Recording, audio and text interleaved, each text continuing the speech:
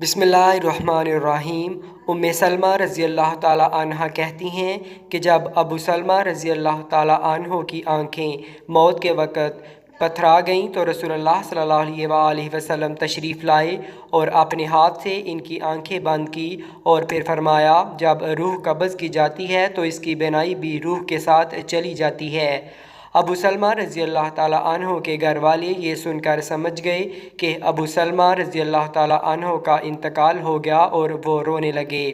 आप सल्लल्लाहु अलैहि वसल्लम ने फरमाया, अपने नफ्सों पर भलाई के सिवा और कोई दुआ न करो, इसलिए कि इस वक्त जो कुछ तुम्हारी ज़बान से निकलता है फरिश्ते इस पर आमीन कहते हैं। इसके बाद आप सल्लल्लाहु अलैहि वसल्लम ने फरमाया, ए अल्लाह अबू सलमा को बख्श दे और इनका मर्तबा बुलंद फरमा कर इन लोगों में इनको शामिल फरमा दे जिनको राह मुस्तकीम दिखाई गई है, और इनके पसमानदगान की कारसाजी फरमा, और ए तमाम जहानों के परवरदिगार हमको इनको बख्श दे और इनकी कब्र में कशादगी फरमा और इसको अनवर से मुनव्वर कर दे।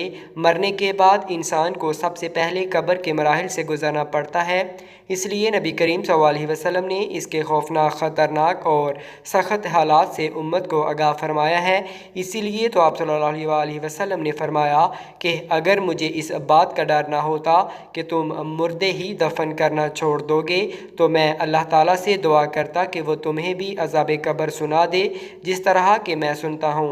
असहाबा इकराम रज़ी अल्लाह ताला अन्हो भी कब्र के तसव्वुर से लर्ज़ा बरादम रहते थे। बेशक रसूलुल्लाह सल्लल्लाहु अलैहि वसल्लम ने इरशाद फरमाया कि कब्र आखिरत की मंजिलों में से पहली मंजिल है, बस जिसने इस मंजिल से नजात पाई इसके बाद की मंजिलें आसान होंगी, और जिसने इस मंजिल से नजात हासिल ना की इसके बाद की मंजिलें सख्त दुश्वार होंगी। रसूलुल्लाह सल्लल्लाहु अलैहि वसल्लम ने इरशाद फरमाया कि मैंने कभी कोई मंजर कब्र से ज़्यादा सख्त नहीं देखा। हज़रत अबू हुरैरा रज़ी अल्लाह ताला अन्हो फरमाते हैं कि रसूलुल्लाह सल्लल्लाहु अलैहि वसल्लम ने फरमाया कि मुर्दे को जब कब्र में डालकर लोग वापस आते हैं तो वो इनके जूतों की आवाज़ सुनता है।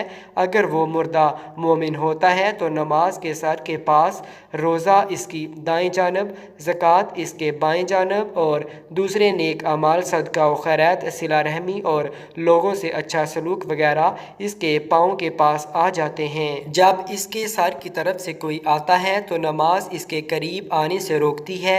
इसकी दाईं जानब कोई आता है तो रोज़ा इसको अपने करीब आने से रोकता है और आड़ बन जाता है, और जब बाएं जानब से कोई आता है तो ज़कात रोक लेती है और इसको करीब आने से रोकती है, और जब इस मुर्दे के पाँव की तरफ कोई आता है तो इसके नेक अमाल यानी सदका खैरात, सिला रहमी और लोगों के साथ हुस्न सलूक वगैरह आड़ बन जाते हैं।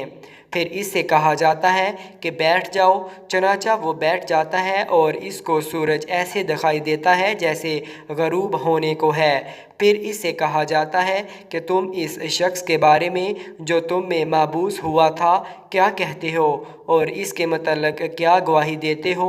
वो कहता है कि मुझे ज़रा नमाज पढ़ लेने दो। उसे कहा जाता है कि तुम अनकरीब ये काम कर लोगे। पहले इस सवाल का जवाब दो कि तुम इस शख्स के बारे में जो तुम में माबूस हुआ था क्या कहते हो और क्या गवाही देते हो। वो कहेगा कि ये मोहम्मद सल्लल्लाहु अलैहि वसल्लम हैं और मैं गवाही देता हूँ कि वो अल्लाह के रसूल हैं, अल्लाह ताला के पास से दीन हक लेकर आए। इसे कहा जाएगा कि इसी बात पर तुम ज़िंदा रहे और इसी पर तुम्हारी मौत आई और इंशाअल्लाह इसी अमर पर तुम ज़िंदा करके उठाए जाओगे।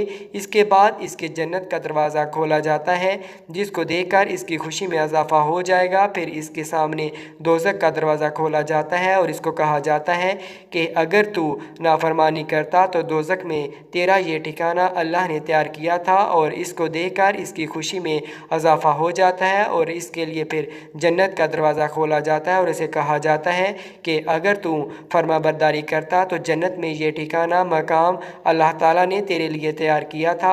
इसको देखकर इसकी हसरत और हलाकत भी बढ़ जाती है। फिर इसकी कब्र इस कदर तंग कर दी जाती है कि इधर की पसलियाँ इधर निकल जाती हैं। अल्लाह ताला फरमाता है कि जो शख्स मेरी इस नसीहत से आराज़ करेगा तो इसके लिए तंगी का जीना होगा।